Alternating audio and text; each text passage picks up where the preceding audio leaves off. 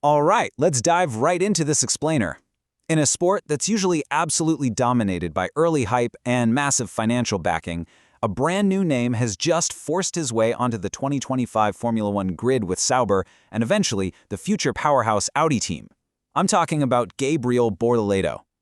To truly understand why this young Brazilian has the entire paddock buzzing right now, we need to look at exactly how he operates when the odds are, quite frankly, completely stacked against him.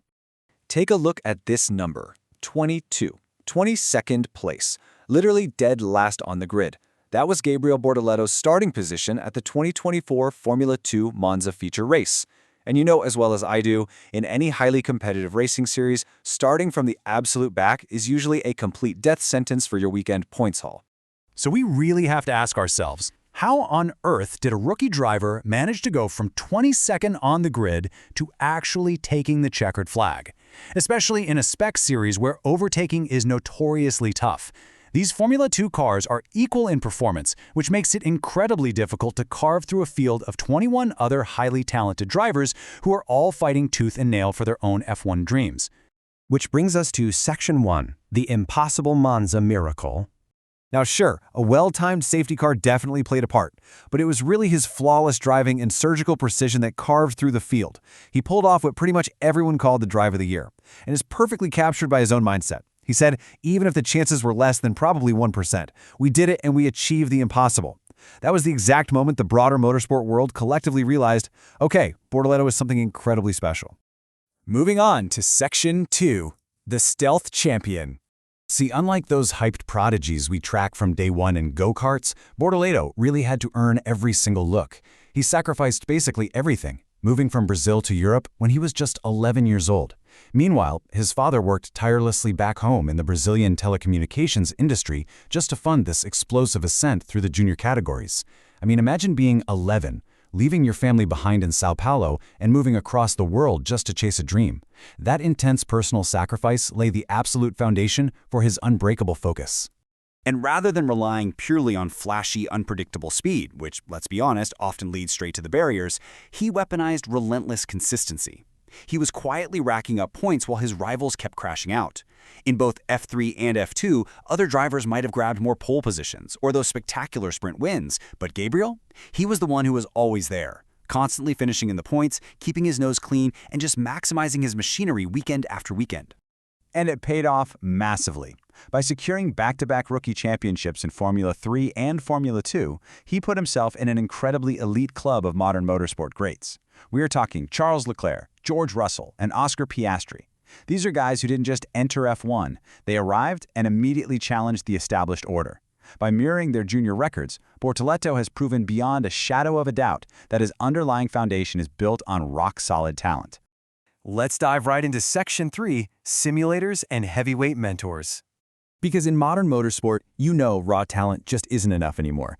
You need insane dedication and the right tools to extract literally every last millisecond of lap time. Get this, after finishing a grueling real-life race at Zandvoort, Bortoleto immediately went home and drove the exact same track on his simulator just to perfect his setup. While everyone else was resting, he was correlating his fresh, real-world feelings with digital data. He was tweaking the steering weight and pedal setups on his home rig just so he could be even more prepared the next time he hit the track. That is next-level dedication. Plus, having active world champions in your corner provides massive validation and just an unprecedented knowledge base to draw from. I mean, he races online with Max Verstappen for Team Redline, absorbing those high-level sim techniques and racing philosophies. And meanwhile, Fernando Alonso acts as his manager with the A14 agency, literally giving him masterclasses on racecraft while negotiating his path into Formula One. It's basically a dream team of mentorship. And when a veteran sporting director who has worked alongside absolute legends like Michael Schumacher and Sebastian Vettel says this about you, the F1 paddock absolutely listens. Jonathan Wheatley knows exactly what a generational talent looks like. So for him to step out and publicly label Gabriel as the real deal, well, that tells you everything you need to know about how the future Audi team views their new investment. Which leads us to our final section, Section 4, the ultimate F1 test. Because, as we all know, junior series success does not guarantee survival at the pinnacle of motorsport. The cars are infinitely more complex, and Bortoleto is stepping right into a massive pressure cooker. He's joining a struggling Sauber squad right as it transitions into this colossal, high-expectations Audi factory team. I mean, Sauber had a brutal 2024 season. They were the only team to score 0 points. So Bortoleto has to navigate this really complex rebuilding phase in 2025, knowing full well that when Audi fully takes over in 2026, that corporate boardroom is going to be demanding immediate, tangible results. And his daily measuring stick?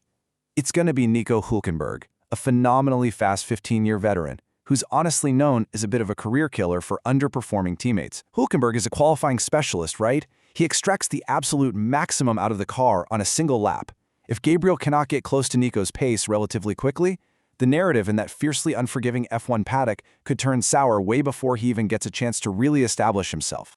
So, with highly rated rookies recently drowning in F1's unforgiving environment where there's basically zero margin for error and very limited testing, we really have to wonder, is Bortoleto's calculated style enough to save him? We've seen heavily praised drivers step into F1 recently and just completely fail to adapt. The expectations are sky high. He's going to need absolutely every ounce of that relentless consistency we saw in his F2 campaign just to keep his head above water.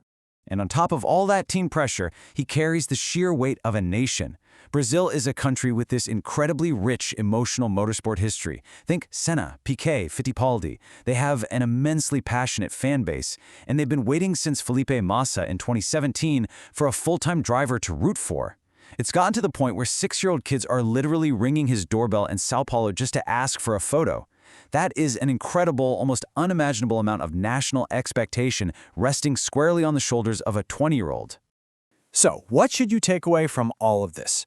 Well, Gabriel Bortoleto clearly has the mentors, the unbreakable mindset, and the momentum. But the ultimate test is literally just beginning. Can a stealth champion who thrives on consistency survive the most ruthless racing meat grinder on the planet? Will he be Brazil's next hero, or just another victim of the F1 machine? I guess we'll find out when the lights go out in 2025. Thanks so much for tuning into this explainer, and definitely keep your eyes on the grid.